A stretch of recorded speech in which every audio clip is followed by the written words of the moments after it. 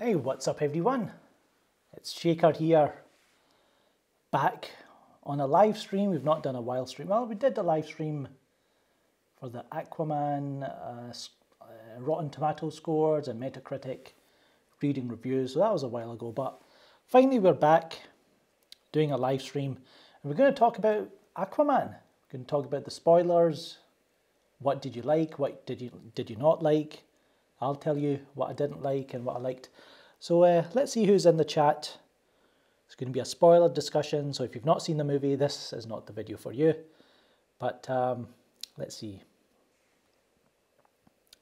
Here we go. Snyderverse is here. Suki97. Arthur. Emil.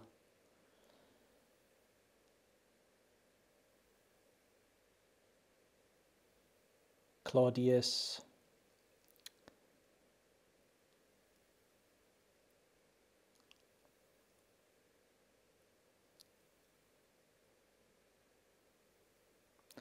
Okay, so we have a few people, 20 people in the chat.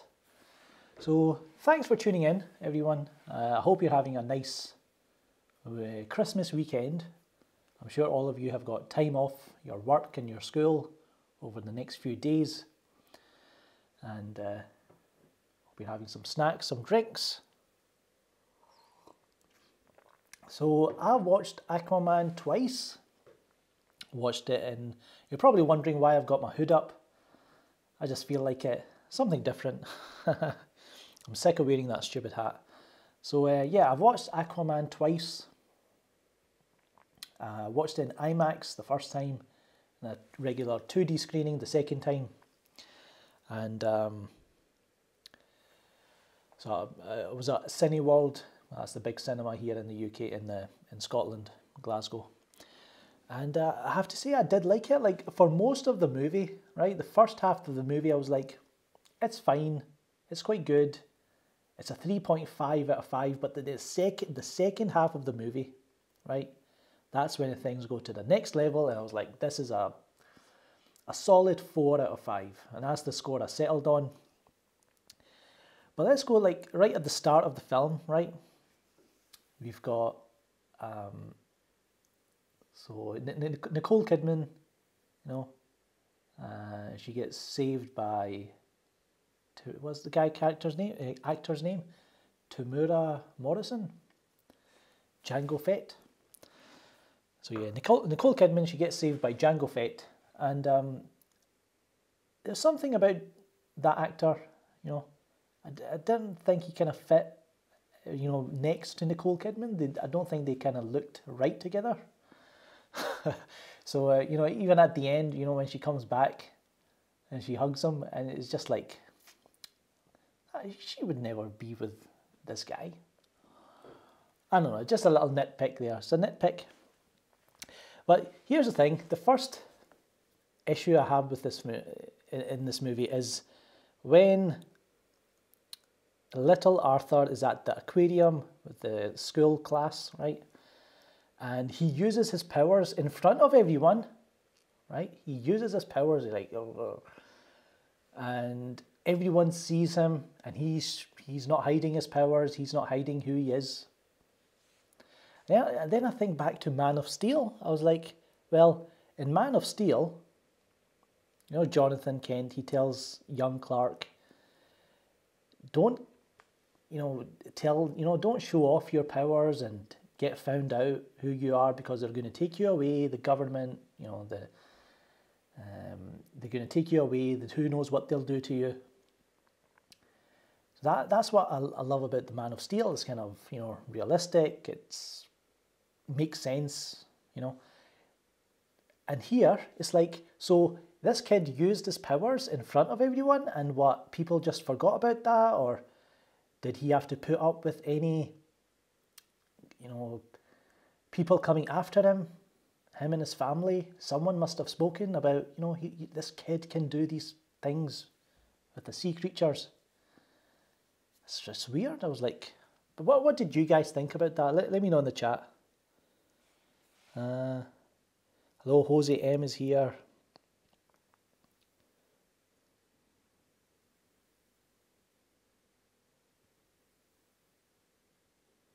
We're not talking about any other YouTubers in this video. We're not talking about what Collider are up to. I don't care. This is at the Aquaman spoiler discussion. So Snyderverse says, yeah, he didn't like that.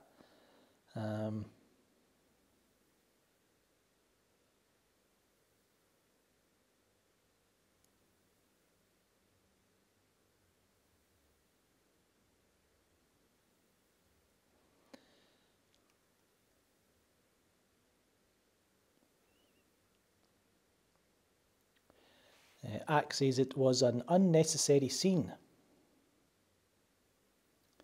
And then right after that, right, and then the title comes up, Aquaman, with, you know, the dark, you know, the letters are made out by fishes. It's like dark, even though at the end, when they show the Aquaman logo, I was like, well, why did you show that at the end, but why didn't you show it at the start? Just kind of horrible, you know, not text, it was like fishes making up the name. I just kind of show, like, just little, like, stylistic presentation. It's in the presentation. I would just want it to be right. So what happens then? The attack on the submarine, right? Here's the thing, Yahya Abdul-Mateen II, right? He's more of a comedic actor, and well, I think he is, because he was in some comedy recently, which I can't remember, but I don't know if this kind of role suits him.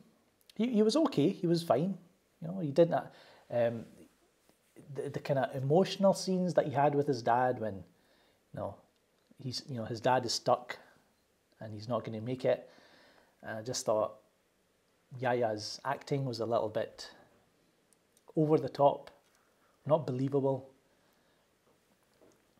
Or maybe he was just giving the bad dialogue. Who knows? But I thought Black Manta overall was alright. I think hopefully he's like the main villain in this second movie. Actually, I can't see that happening. I can't see him being the main villain in a sequel. I think he'll still be the kind of side villain that keeps interfering and, you know, keeps kind of interrupting Arthur in his quest, whatever quest that Arthur is up to. So I liked, you know, when at first I was like, is Arthur going to leave them for dead? Is that what he's going to do? He's a bit of a dick. But, you know, he says, you killed innocent people, you ask the sea for mercy. I was like, that is a good line. You ask the sea for mercy, or some forgiveness, he says. You ask the sea for forgiveness.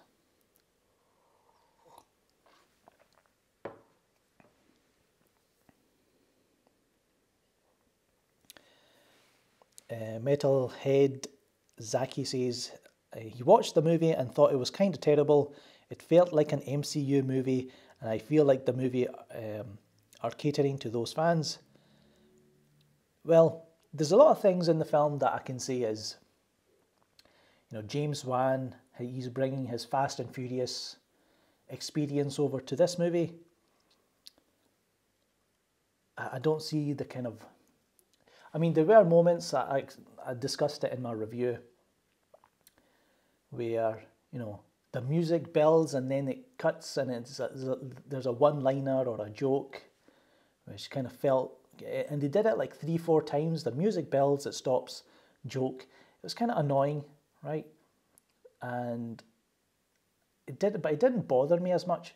If DC did this over, you know, 10, 13 films like the MCU did before I got tired of it, then I could, you know, then I would complain. But right now, it's fine. They'll get away with it.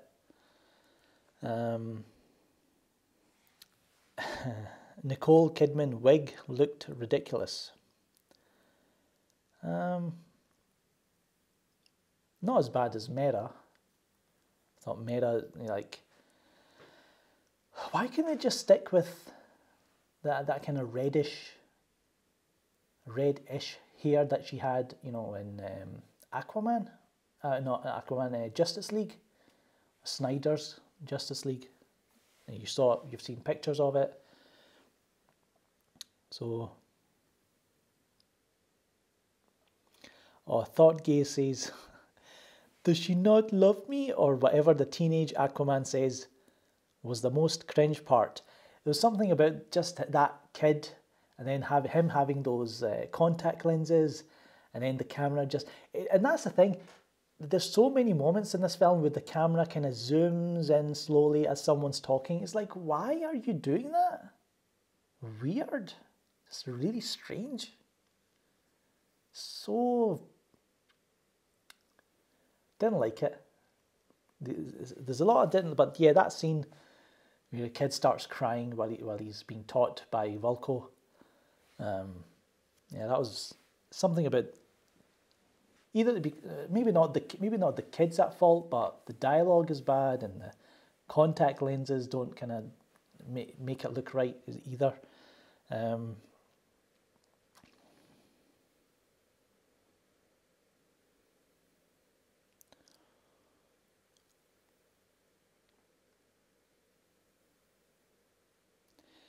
Jose M says, some cringe dialogue for sure. I didn't like the repetitive explosions.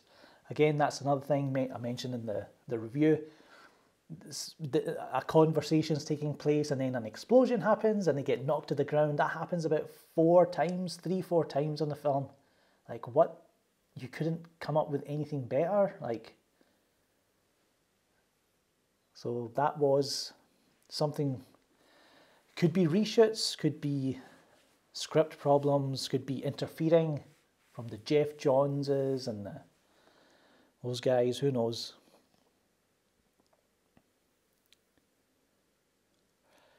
Rex Overdrive says, 2018 is the comeback of Dolph Lundgren.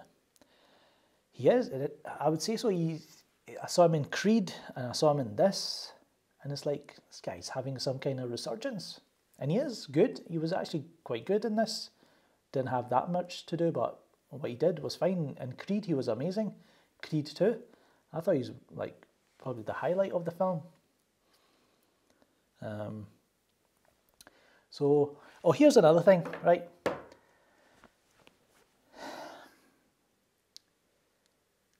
Arthur, he goes in Justice League, right? He meets Mera, and I rewatched the scene, right? And it does come across as they don't know each other. So, fine, right? He did it. They have a discussion, right? In Justice League. Then, in the Snyder cut of Justice League, apparently, Mera and Vulko come to see Arthur. They have a discussion. Here in Aquaman, the beginning of this film, Mera comes to see Arthur again, and they have a discussion. She mentions, you put a stop to Steppenwolf, you need to do this again, you just need to stop Orm. And he's like, I don't care.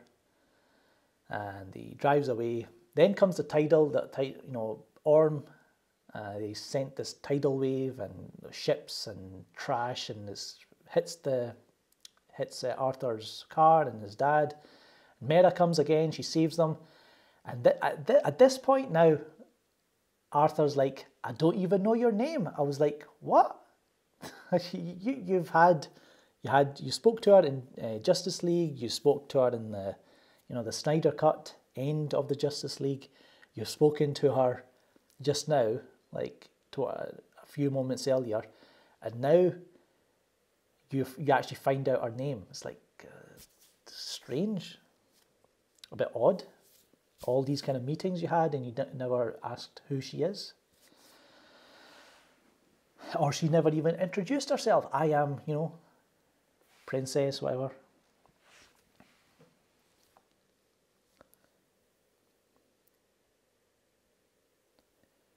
Kevin, the first time I saw the movie was in IMAX.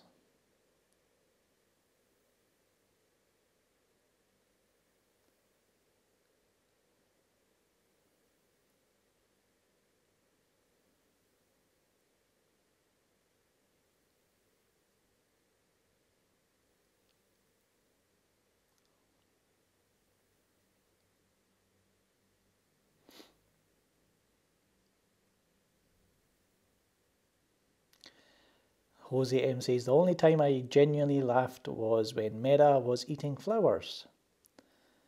Yeah, it was kind of stupid. It's funny.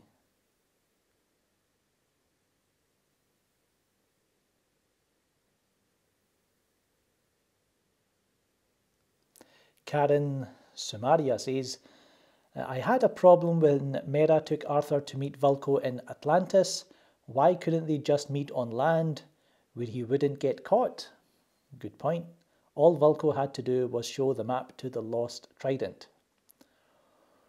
Yeah, that's a good point. But then you wouldn't get that awesome action scene in the ship.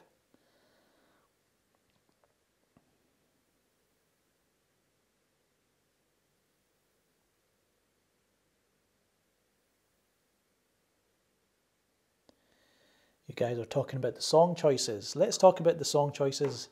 I see all the memes coming out.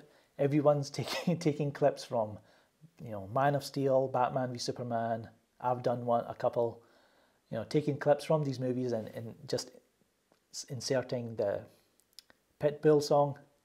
See, the thing is that again, as James Wan taking his kind of Fast and Furious kind of mainstream fun, action, coolness vibe, trying to bring it to Aquaman. When they come out the water and the Pitbull song hits, I was like, it was kind of eye-rolling, but it didn't really kind of bother me that much. It was part of their kind of globe-trotting montage. But people kind of go losing it, man. They're like, oh, it's a Pitbull song. I don't really listen to. I don't know why he's such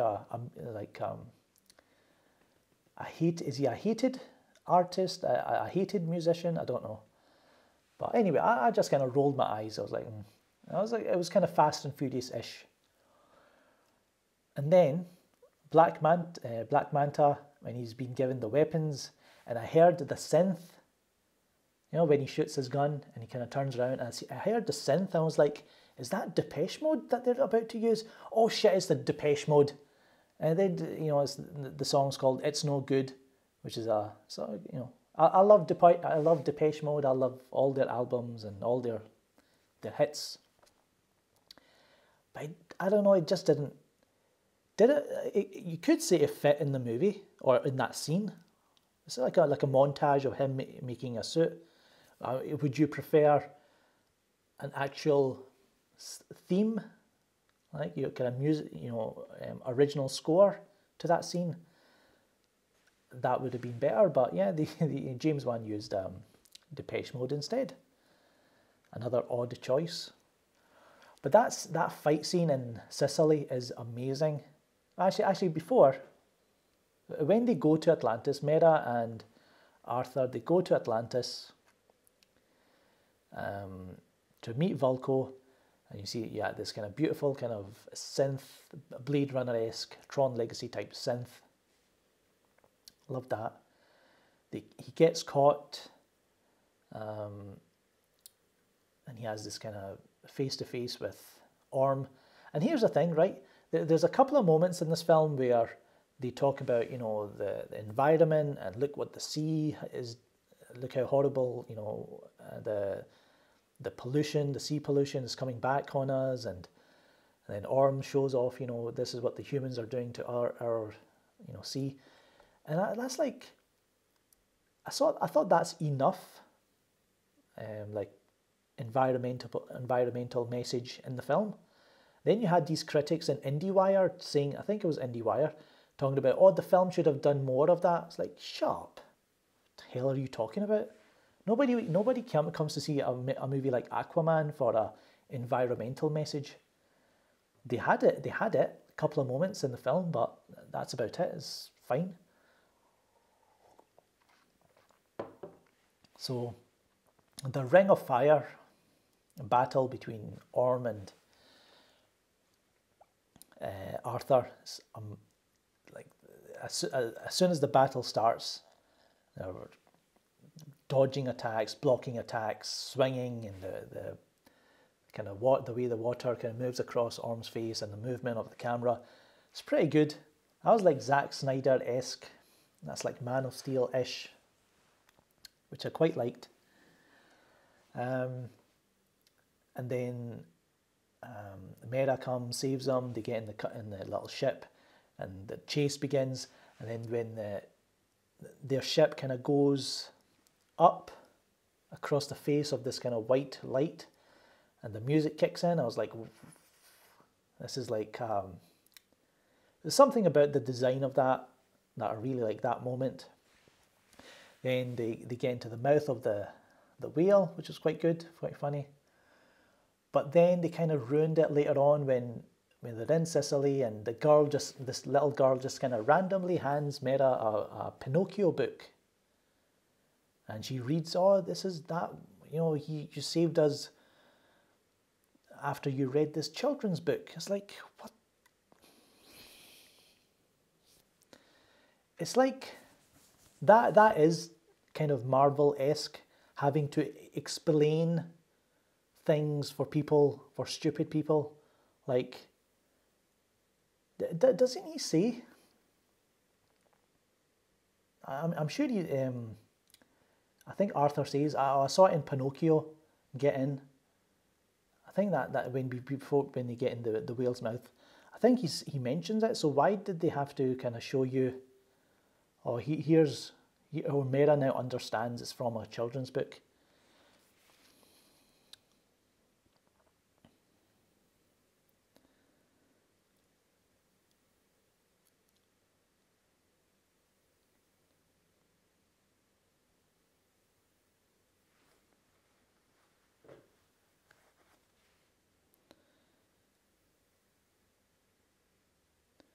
So yeah, they go to, oh no, so after they escape from Atlantis, they head for the desert, the Sahara, and they find the trident.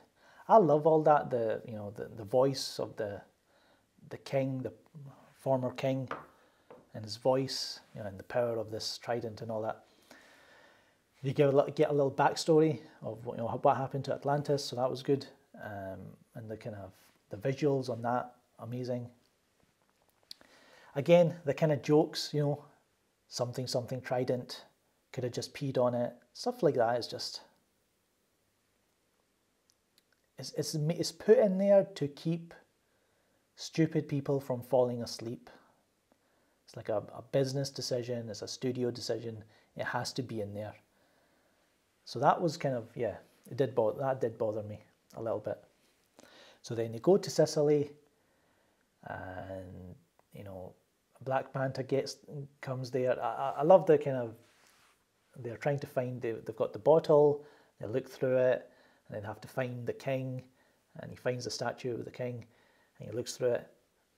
I love all that. And then explosion comes and they get knocked down, and Black Manta, he looks amazing.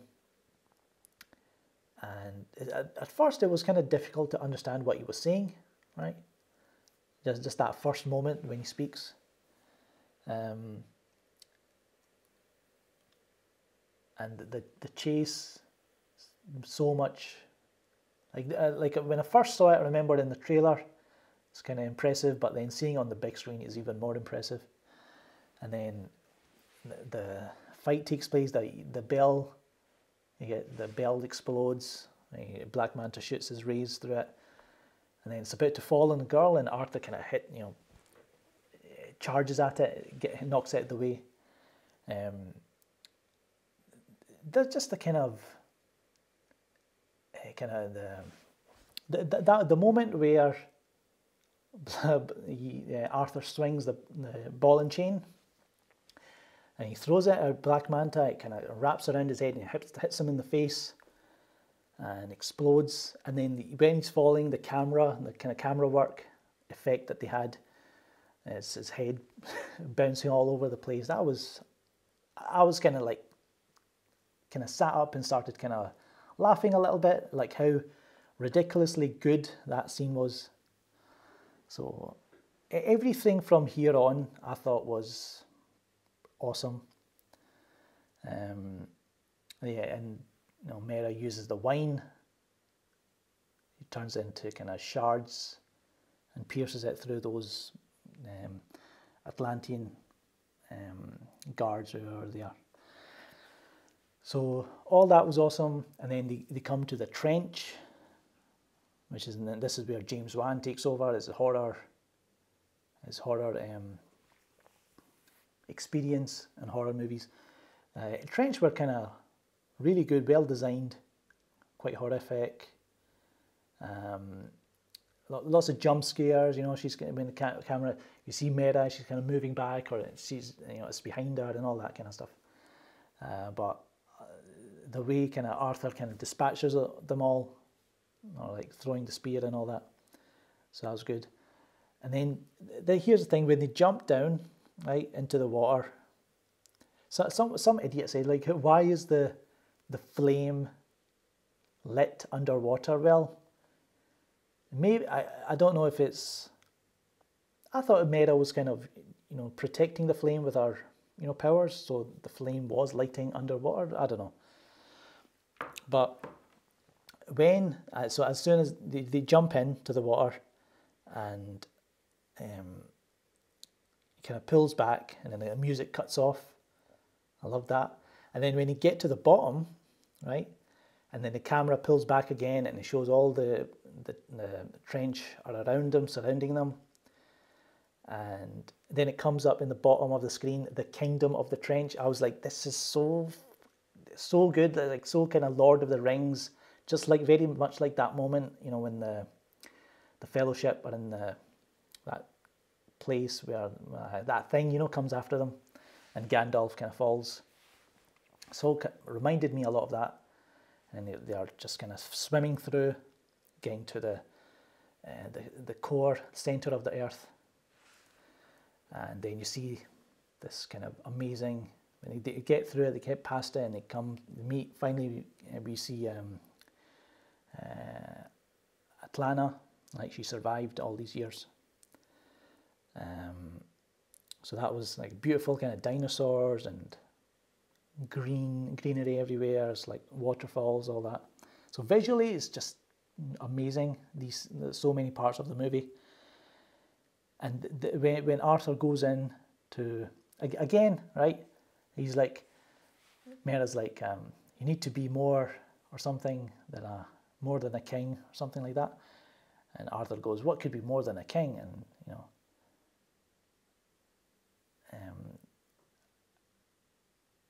Nicole Kidman says, a hero, right? And every time someone says something, the camera's moving in, like really close up. It's just kind of weird direction. But anyway, he goes past the kind of waterfall. He goes into where the Carathan, right, voiced by Mary Poppins herself. And I thought this scene was amazing. It's like very kind of old school, you know, Jason and the Argonauts, kind of dealing with a Titan, or like, you know, movies like Clash of the Titans, that kind of thing. I love all that kind of classic movies. So you know, there's lots of kind of things in this movie, in this, that's like influenced by, you know, people. Obviously, the Star Wars, Indiana Jones, Lord of the Rings, all these kind of influences, right? But for me, it's like that kind of classic, you know, mythology films, like you know, the Clash of the Titans, stuff like that. So I really like this scene.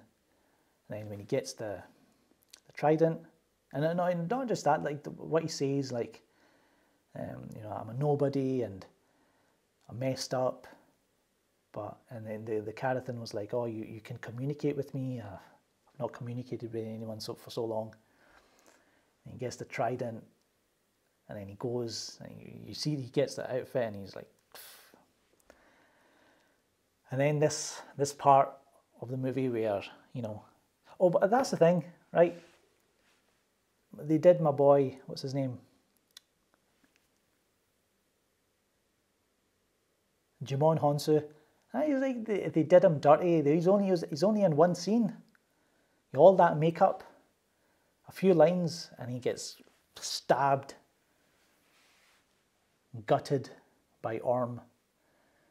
And Orm's like, oh, you know, to his daughter, he's like, oh, you're now in charge, so get your armies ready. So I did like that, but come on, Jimon Honsu only in one scene. There must be like more. There must be. Release the one cut. So yeah, then, you know, King Orm, he just goes nuts and he's like, "Rise, Atlantis!" And he gets on his alligator, and he's got the, don't know the names of those kind of crab army, and it's like massive crab, and then that opens up and there's more crabs and they all jump. Incredible, like so good. Visual effects, which haven't been nominated for an Oscar. Are you serious? And then Arthur comes riding the Carathan, and it's destroying shit everywhere. And then just I was seeing Jason Momoa and in his the trident and that suit on the Carathan and charging, and unbelievable. So good, that scene. And then the final battle, the kind of face-off between Orm and Arthur. I think just the kind of visually, I was like, this is as good as Snyder, as good as Zack Snyder. Something he would do. Like they land on top of the ship, and the blades are spinning, and it's raining, and it's kind of so good. And yes, they stop fighting because their mother is alive.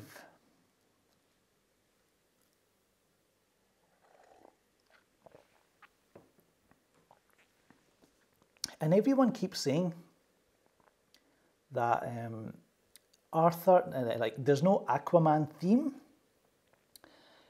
Well, if you listen to the soundtrack, the score, track number 2 is titled Arthur, and you know, I think it's like a minute in to track number 2, that theme kicks in where it goes da da da da da da da. Right, I was like, is that not his theme? I know it's not the Aquaman theme. I know it doesn't say that. I know it says Arthur, but then you know, he is Aquaman, so I would say that's his theme.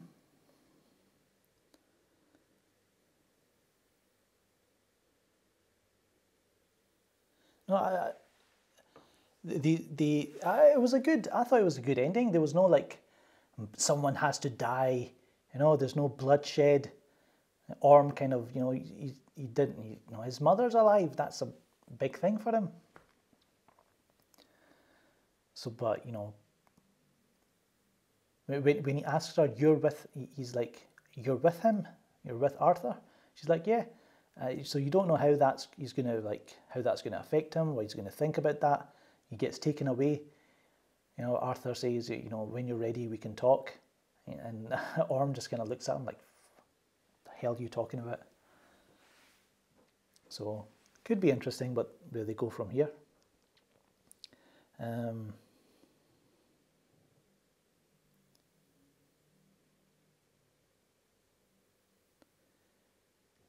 I'm joking when I say, "Oh, they stopped fighting because of their mother's alive." It's a joke. Chill. Yes, it's because Arthur he could have killed Orm, but he's not. You know, he's not. He says, "I'm not like you."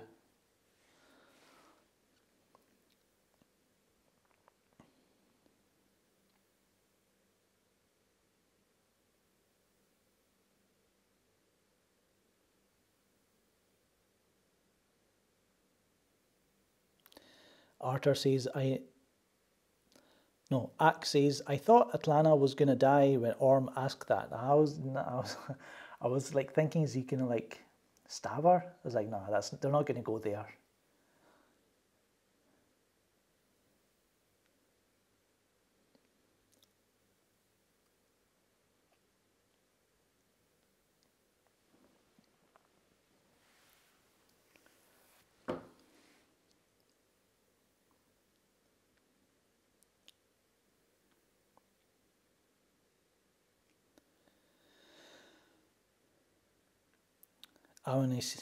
What's this? Just catching up with what you guys are saying here. Everyone's saying release the WAN cut. There has to be like deleted scenes that I'll have on the Blu-ray, or there might be an extended cut on Blu-ray.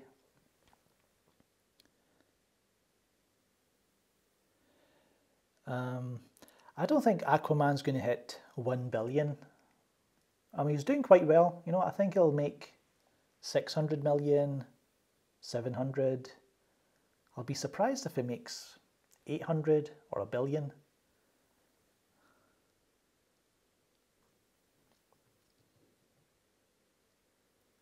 Because apparently the US opening is about 70 million. Which is quite, it's kind of understandable because you've still got Bumblebee, you've still got Mary Poppins opening on the same weekend. That's taking a lot of families and audiences away from Aquaman. And it is an Aquaman movie, which is like, people are like, what? So regular moviegoers were like, Aquaman?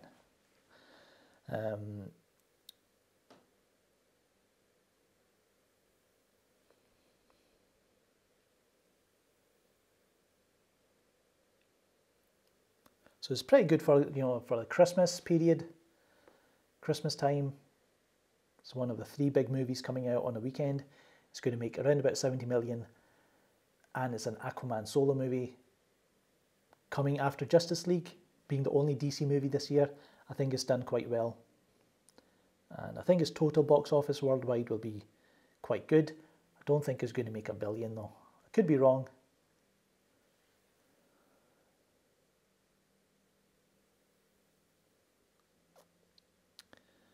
Someone's saying 72 million, someone's saying 67 million. Too early to start talking about a sequel.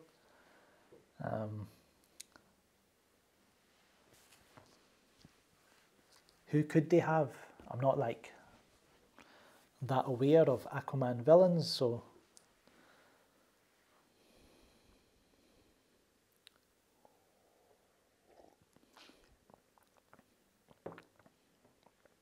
I saw like CNET, who are usually tech, you know, tech website, and they're talking, I bet it was that Ayaz Ahmed, right? And the title of their tweet was, their title of the article, why this hardcore, you know, what was it? Why this loyal Marvel fan, how Aquaman made this loyal Marvel fan jump over to DC, something like that. So I thought, this is typical, you know, of these kind of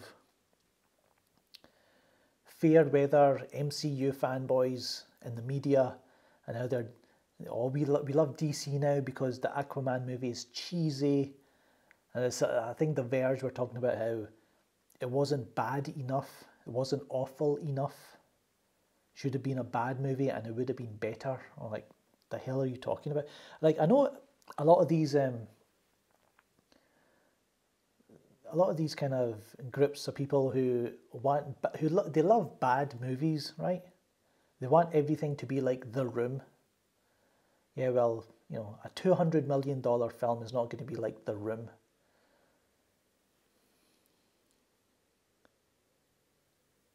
If I want to go and watch, like, again, I keep going back to this, and it is like the MCU that's kind of responsible for this crap. And they're kind of the kind of loyal fanboys over there. Oh, it's just a superhero movie. You're just supposed to turn your brain off, and it's just a comic book film. Don't take it too seriously. Like, what? Like, if you watch a film that's has a budget of 10 million, 5 million even, less than that, and you watch it on Netflix or, you know, some kind of art house cinema that you go to, and it's a dumb film, and it's kind of like a throwaway film, and it has a cult status among groups of people, fair enough. You know, if it's a dumb film and it's gonna, you turn your brain off, that's not going to offend anyone. But if you're talking about a film that's like 200 million, 300 million, you can't use that excuse. You can't say, oh, just turn your brain off and don't take it too seriously. Are you effing serious? You want me to turn my brain off, like spend time going to the cinema, getting snacks, you know, sitting down for 2.5 hours, sometimes 3 hours. You want me to sit there and turn my brain off while these people who made the film, get paid amazing salaries for making this movie? Like, it doesn't make sense. So of course I'm going to take it seriously. You know, I'm spending all this time and money to go and watch your movie. I'm going to take it seriously. Such a dumb excuse. All these websites like CNET and The Verge, they should stick to technology stuff.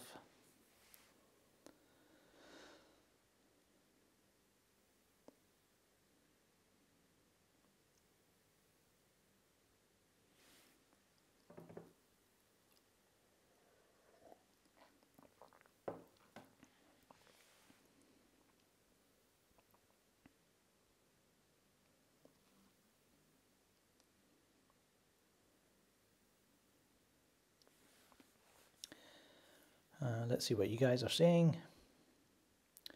Yeah, you get these articles. Aquaman has saved the... Will Aquaman save the DCEU? Like...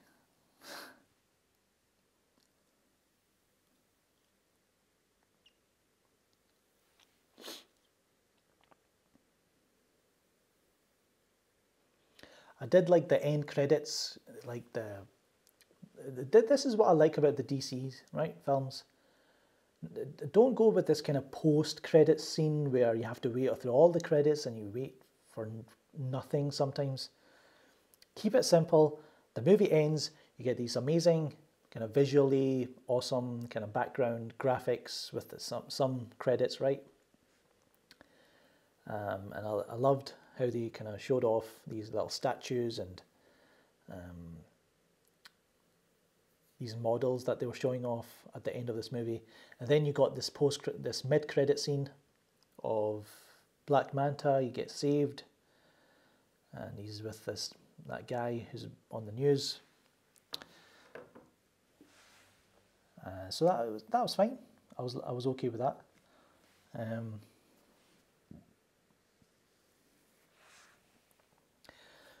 So what do you guys think? What moments have I not talked about?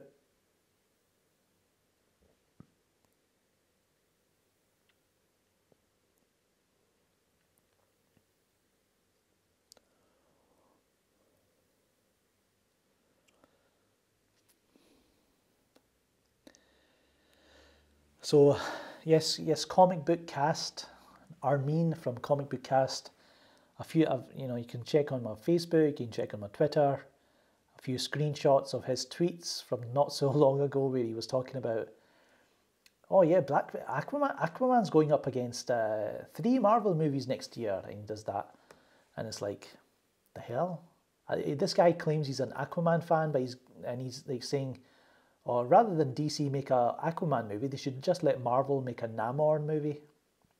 Namor, how you say his name. And it's like this guy's he keeps saying he's an Aquaman fan, that Aquaman is one of his top characters of all time. So there's a series of tweets from him from not so long ago, basically, saying, oh yeah, Aquaman's not going to do well in December next to Mary Poppins and Bumblebee and all that.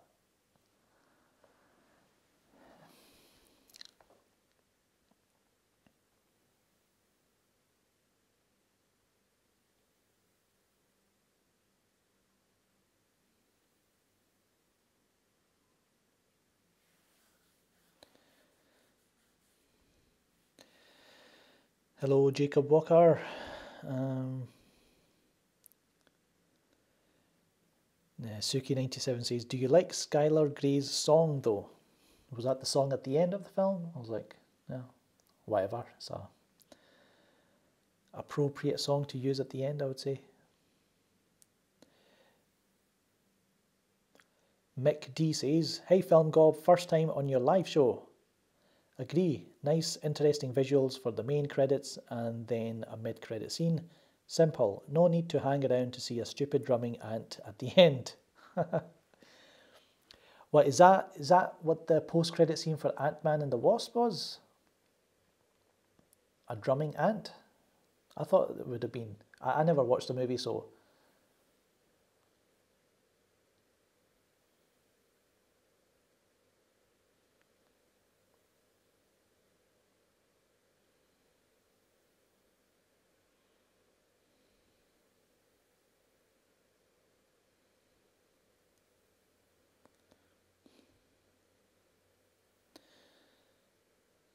Metalhead Zaki says, do you think Snyder should return to oversee the DCEU?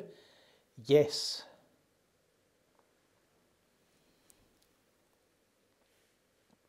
And give him the next Superman film.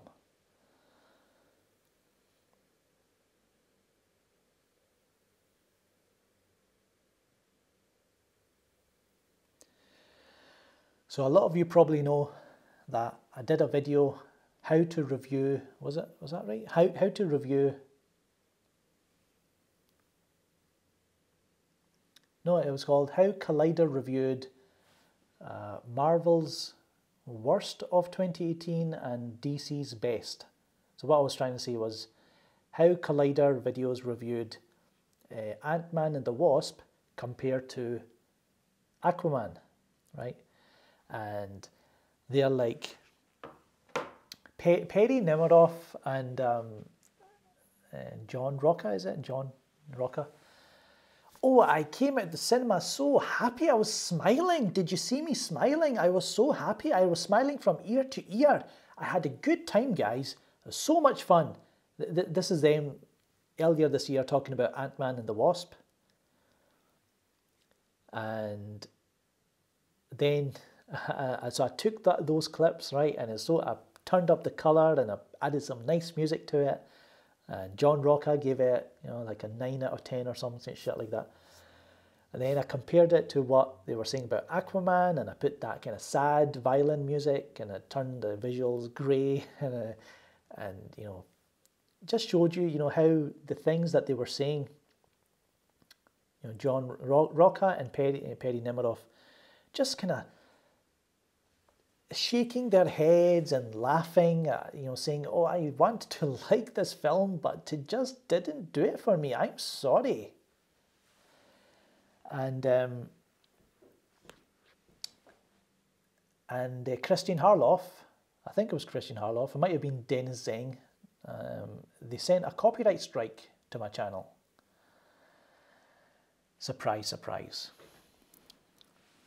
So it's like they can't, I'm just caught, and the thing is, that review, their review, Perry and Rocca's review of Aquaman is like one of their most disliked videos on their channel. People were sending me, hey, you need to look at this. I was like, whatever. And I finally got around to it. I was like, yeah, that is quite dumb. I did a stupid video, got a copyright strike. And I broke my one rule. Do not upload Collider bashing to YouTube, put it on Twitter. That's what I should have done. But it's amazing that also on Collider's channel, so that's the thing, that video was already disliked. You all had the comments telling these two, like, you so unprofessional, you're all laughing, and you kind of very suspect way of reviewing the film. She mentioned something like, the pacing of the film was just not right for me to have fun. What the hell does that even mean? The pacing was not right for you to have fun? And she said some other things, and he said some dumb things, and he gave it like 5 and 4 out of 10. We wanted to like this so much, but it just didn't work. So anyway, so all that was happening before I even, all the comments, all the dislikes was happening before I made a video on them. So it wasn't me. And then now Perry Nemiroff, she's on Twitter talking about, oh, I've been victimized. No, not victimized. I've been bullied, and I've been, what she says, bullied, attacked, something else, because of my opinion. No, because people are calling out your unprofessional and suspect behavior on these reviews. John Rocca talking about, oh, why is there a drumming octopus? Yeah, the drumming octopus is like a movie about underwater people fighting, you know, trying to fight over who's the rightful king of Atlantis, and an octopus is drumming battle drums. You have a problem with a fantasy action film with an octopus drumming, but no, you loved Ant-Man and the Wasp with this, you know, drumming ant. Please go and watch these movies, these Marvel movies. We loved them. We came out with a big smile on our face. We felt so giddy like a 5-year-old. And see, if I was paid to behave like that, I would be so embarrassed, and I would feel like a sellout, a hack.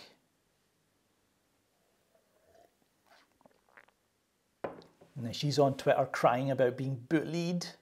No, people, you're not bullied. You've got your job, high profile job on YouTube, a critic. You're going to get a lot of, you know, angry comments. Deal with it.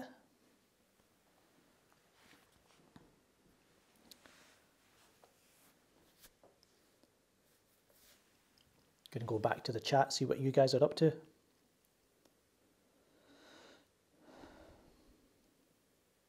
And yeah, the octopus drumming is a reference to the comic books. The comic books have, in the comics it's even more silly. You know, he's teaching an octopus to play piano and other things, other instruments. So they took that and they kind of applied it to a specific scene, and it made sense. It was funny. It was like 2 seconds. It was there for 2 seconds. I thought, oh, that's funny. An octopus playing battle drums. It's cool. But you can, there's other things going on.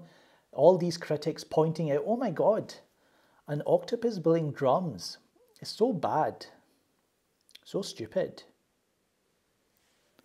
Idiots.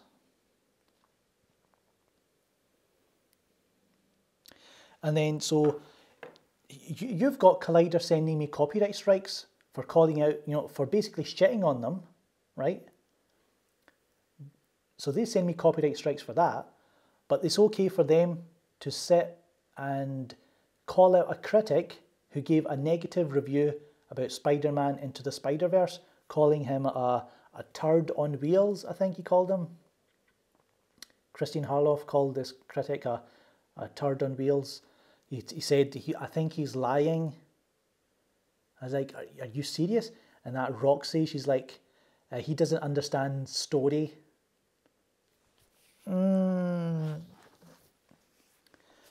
So apparently Collider, to them, it's okay for us to shit on people, but we don't like being shat on ourselves.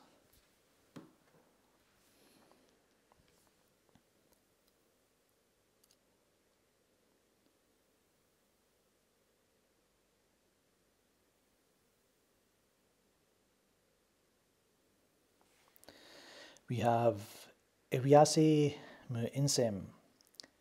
Aquaman is good movie. I enjoyed it in Ukraine. Didn't Ukraine get invaded by Russia or something? Like, what happened?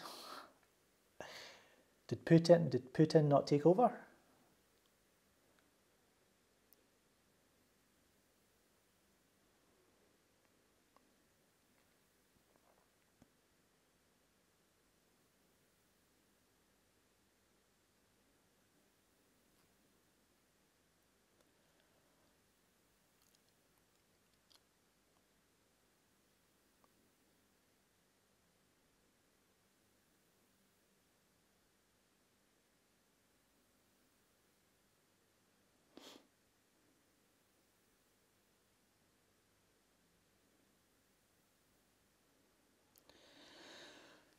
So we have been here 55 minutes.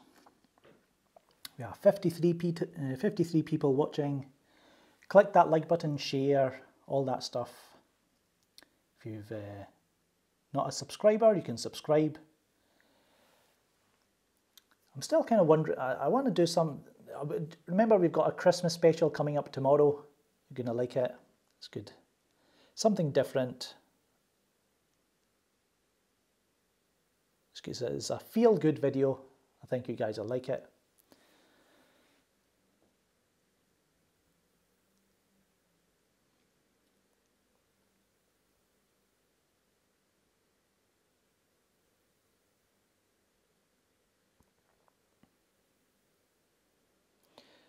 Arthur says, Gob, what do you think Warner Brothers will do from now on?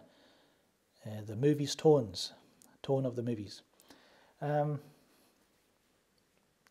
It's hard to say because you've got Shazam coming up. Or, you know, that's going to be a, you know, it's like Big but with superheroes, and that's going to be a comedy. So that's going to be, I think every movie is going to be very different in tone. Birds of Prey is going to be apparently it's going to be R-rated, but then again, Margot Robbie said it's going to be funny and silly, like, I don't know. The Joker film, that's going to be like it's on its own, little kind of one-off film, so that'll be good. Wonder Woman 1984. I think that there's, because if they said themselves, you know, there's no DC universe cinematic, they're not relying too much on this idea of a shared universe. They're doing movies, and that's it. They're going to put as many movies as they can. So the tone, I think the tone's going to be, you know, it's going to vary, but we'll see.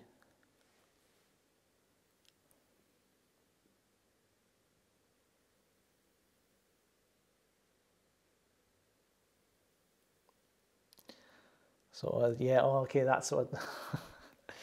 So Russia invaded Crimea, a part of Ukraine.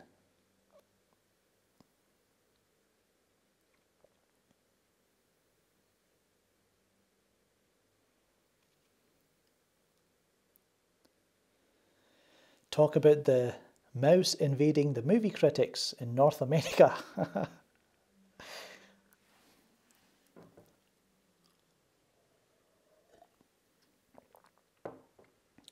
Pretty soon, even the police will be taken over by Disney, and anyone with DCEU Blu-rays in their home, you're going to get, your door's going to get knocked down, you're going to get beaten up, they're going to take your Blu-rays and they're going to burn them.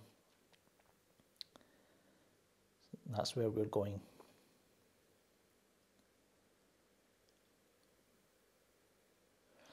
Jacob Walker, no, I've not seen Bumblebee yet. I will watch it in about 4 or 5 days' time.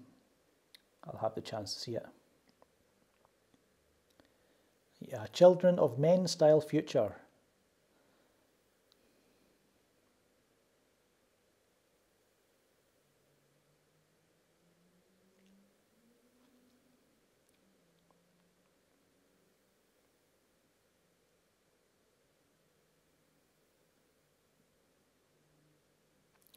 Yes, the Wonder Woman 1984 is filmed. The filming has wrapped.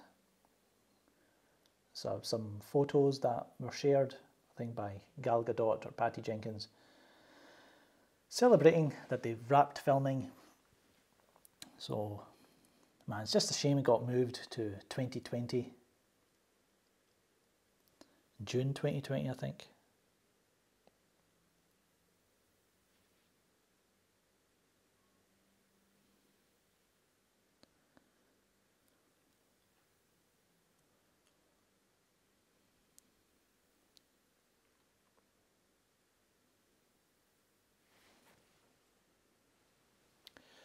So what do you guys think? Is there any other moments in Aquaman that I've missed that you want to talk about?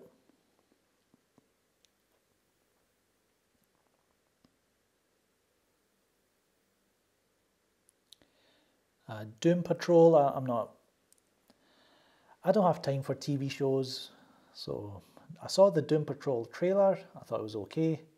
The posters, that cyborg one looks, but the rest looks okay. Yes, I saw what Ava DuVernay posted about the New Gods. Well, she posted that black and white picture, that's all I've seen.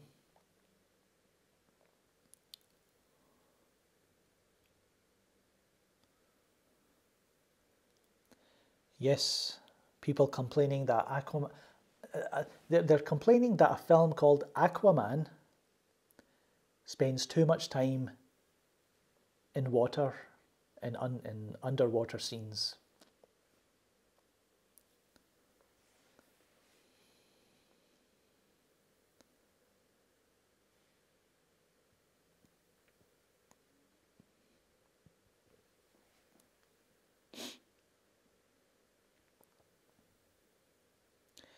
Amber Heard was annoying at times.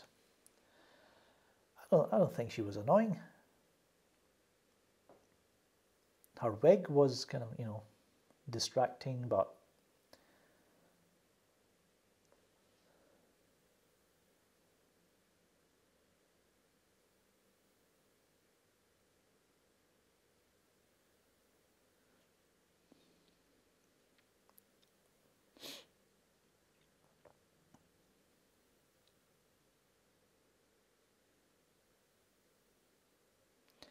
how did Black Manta survive that head blasting? I guess the helmet kind of protected his face, I guess. Because at the end he has the bandage around his eye, so I guess one of his eyes has been hurt, damaged.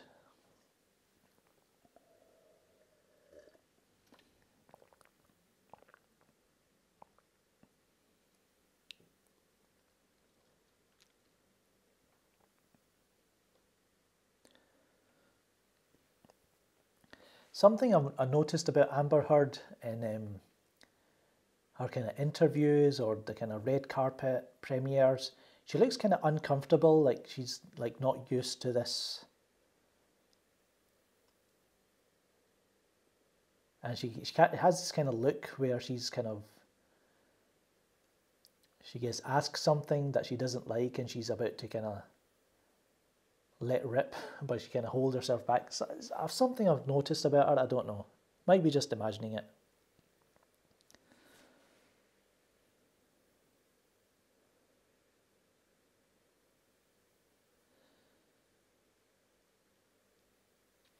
Yeah, that Dr. Shen kind of, him on these kind of news reports and these kind of discussion panel on TV, that looked kind of like you know, this universe has just had an alien invasion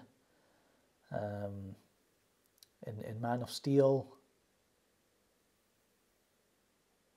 They had Doomsday wrecking the place in Batman v Superman. You had Suicide Squad, you know, a quarantine kind of area. So this universe has kind of dealt with all this, but oh no, underwater people, that's a bit too much. So they're arguing, you know, this Dr. Shen, yo, you don't know what you're talking about, you're crazy. Maybe you should listen to the guy, you know.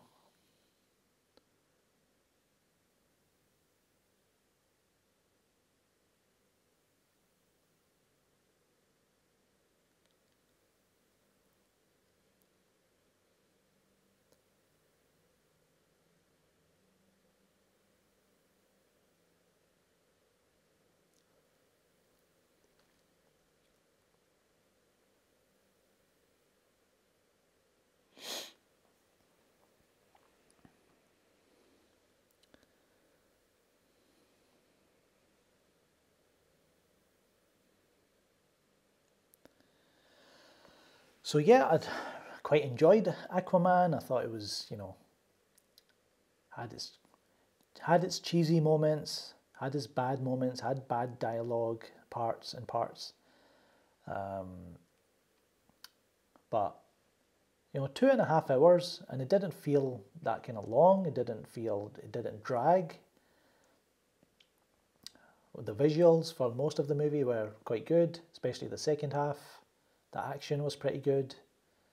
I thought Jason Momoa was good. I thought his character arc was kind of well done, because he starts off like, you know, really hating. He hates the Atlantis for what they did to his mom and his parents and his family. But then he slowly comes around to it, and he becomes the, you know, and also, you know, what he does to, what he doesn't do for Black Manta and his dad, that kind of comes back to haunt him later on, so he kind of learns from that. Willem Dafoe, you know, I think they used some kind of de-aging effects on his face, and there was 1 or 2 scenes where it was like, it looks a bit weird. You know, Willem Dafoe's got a weird face to begin with, right? But when you add this kind of de-aging thing to it, he looked not right.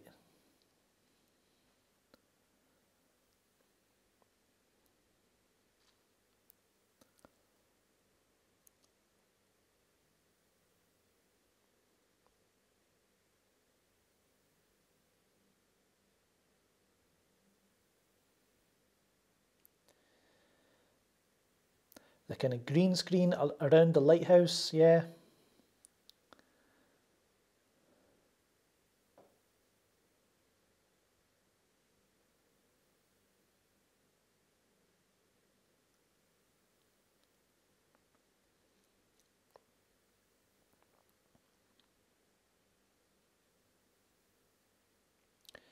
So everybody wants to know, what is my ranking of the DCEU movies? Number 1 would be Man of Steel. Number 2, Batman v Superman Ultimate Cut. Number 3,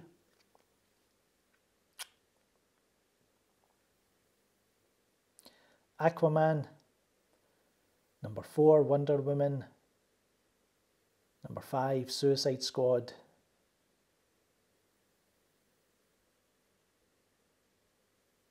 And that's it. We're not even going to talk about Justice League. Waiting for the Snyder Cut.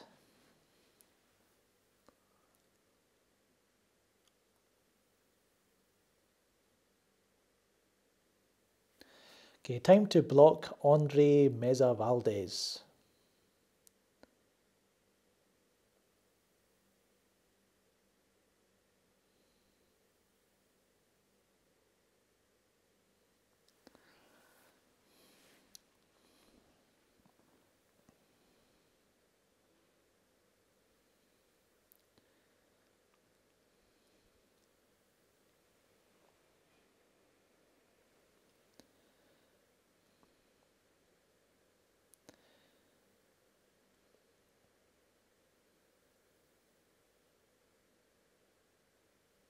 Yes, MCU fan, he gets a block as well.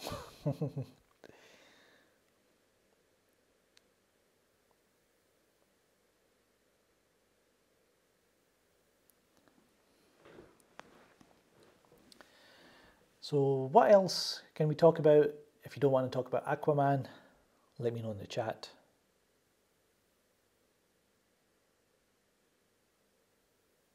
So remember, we've got a Christmas special tomorrow. I'm in it, Shorty's in it, Coco Rodriguez, Randall Savage, and a whole lot of special guests.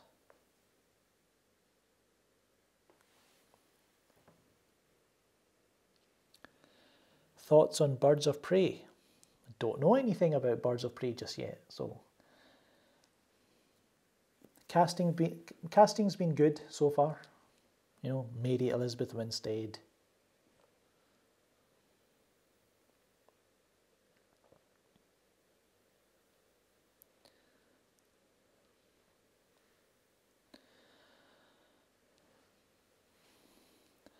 Hopefully we get some Batman news at Comic-Con.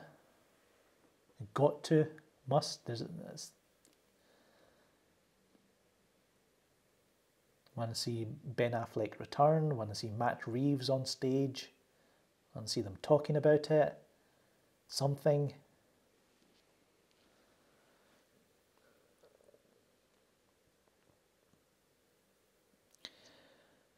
The score to Aquaman was fine. Parts of it were kind of generic. Other parts, you know, with the kind of synth kind of influence score was quite good.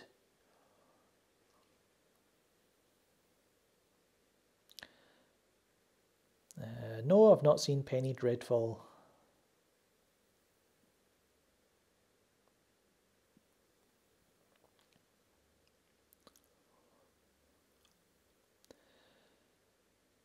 Black Manta joining the Legion of Doom. Well, are they still going ahead with the Legion of Doom? Are they still going ahead with, you know, what you saw at the end of Justice League? The Deathstroke and Lex Luthor. Is that still... Are they going to carry on with that? I don't know.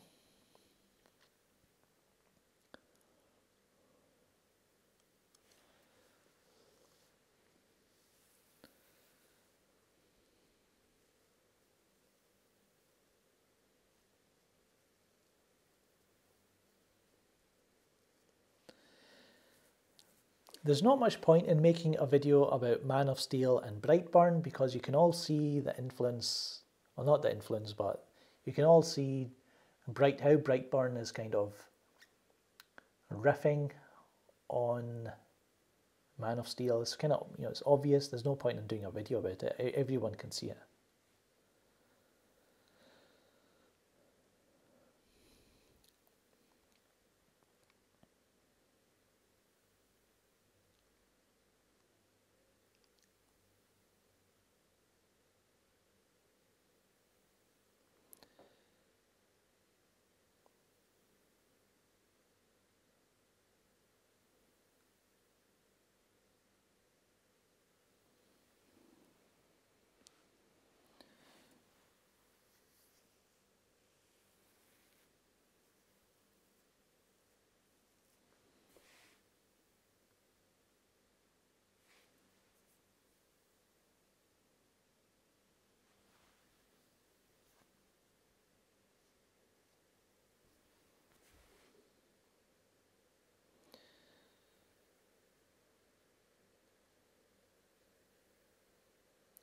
Are we still getting Suicide Squad 2?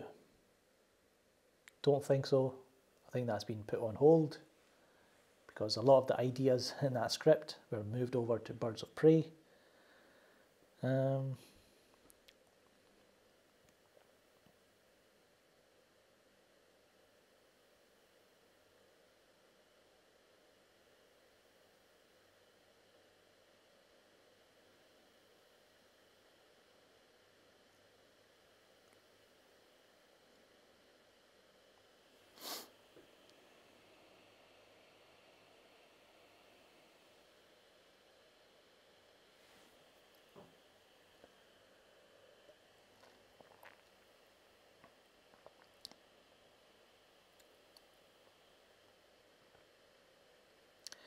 Okay, so I think that's where we are end this live stream.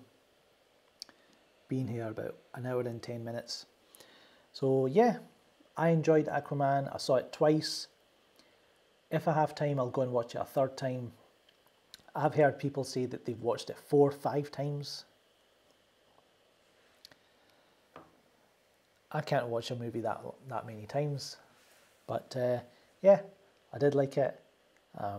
Hopefully there's an extended cut that comes out on Blu-ray. That'd be interesting. Some, you know, even if it's just like 10 minutes extra, 15 minutes. So that would be good. Again, the box office, I mean the Rotten Tomatoes score is kind of dropped to 63, I think it's gone to 64%. But the audience score is like about 90% the last time I saw it, So obviously the fans, the audiences are enjoying it way more than the critics. Some of the reviews from the critics are just the dumbest things. It's DC's wettest movie yet. Like, what the hell is that supposed to mean? Like, what does that mean? And it got an A- cinema score. Again, the whole cinema score thing as well. It's like, obviously, you know, these movies that have a fan base. It's going to be the hardcore fans that are going to go and watch the movie on opening night. They're the ones that are going to rate it.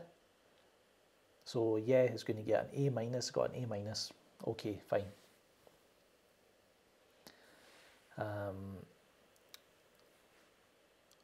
What else? When it comes to the box office, you know, it's done quite well so far.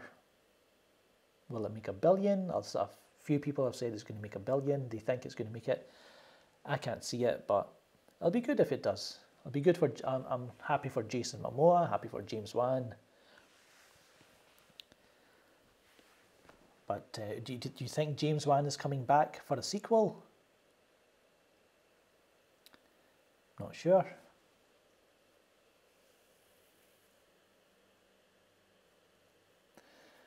But anyway, see, these are things that, you know, I'll definitely cover if there's any news that comes out about Aquaman. Follow me on Twitter, Facebook, Instagram, right here on YouTube. You know, smash that mother effing subscribe button, as Baby Darkseid would say. And that's that. So thanks for tuning in to this live stream. Hope you all have a nice Christmas weekend, Christmas week, Happy New Year and all that. So I'm Shaker, and I will catch you later.